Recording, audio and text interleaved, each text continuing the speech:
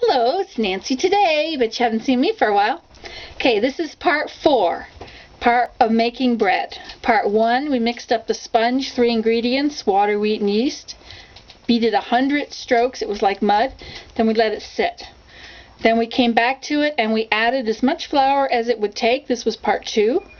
And when it was completely full of flour, then we put it into rise. Then the third part was when it was double, we punched it down. And we punched it in the middle and all around the sides, and then we let it rise again. And then, is that the right thing? Anyway, and then we divided it. So here it is, we divided it into loaves. And we did that just by pulling it together and pinching it to make those loaves. Okay, so then we let it rise a little longer in those, like that. And now we're going to, now I'll show you how we can, we'll just form it into loaves.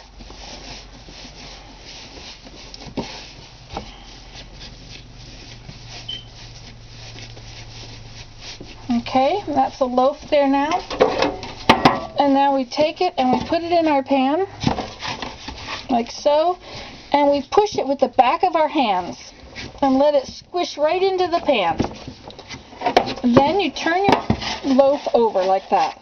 Okay? Now these pans have got oil in them. I can show you how to oil them though. You put your oil in,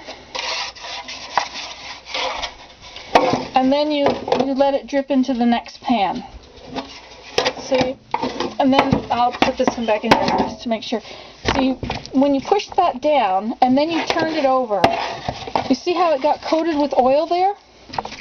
See, now that's very good. Now I hope that I've attached this well enough. Now you see there, see how that comes apart? Now when this is bread, that whole layer is going to come apart, isn't it? This is not going to work. So I need to really push firmly to connect those layers. Okay? And now I'll turn it over. Okay, and now I'm going to let that sit here and rise.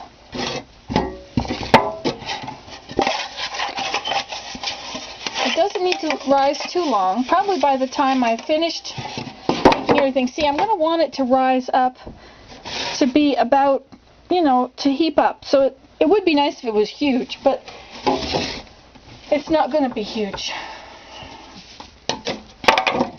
Now, another thing you can do, instead of kneading it, you can just put it right in the pan like that. And you can turn it over. Well, it would be good if you got the air out so that it will start over. And you usually want your lines to be underneath. Okay, now let's try this one. Oh, I didn't pour my oil into this one. I've got enough oil in my hands.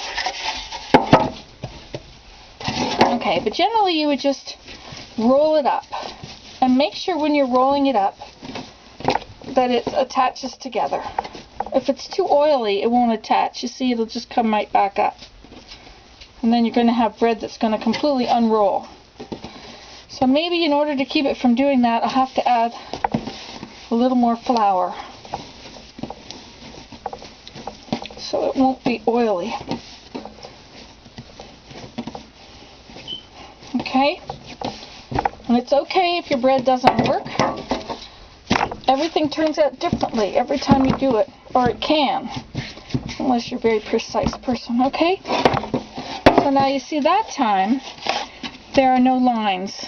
See this bit here? See, it's stuck together because I added a little more flour on it.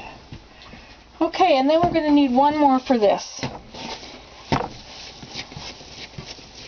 If you sort of pull it as you roll it, it can be better for it to all get together and be one. But now it's pretty long and skinny. See, it's too much oil there. See, it's all going to just peel up when I put it in the oven. Look at that. That's not a good idea. When you cut your piece of bread, you really don't want your piece of bread to fall apart when you put your food on it, you know. We want it to be one big thing. Okay, that helped. See, because oil will keep it from sticking to itself. Okay, I have to go find another loaf pan for that. Okay, so now these are going to sit here and they're going to rise until they're just up above the pan slightly.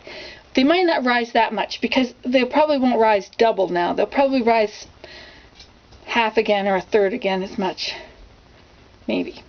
Okay, this is all depending on how much yeast you put in. How fast it will rise depends on how much yeast. This is really not taking very long for the risings in between. Okay, it's Nancy today. See you later.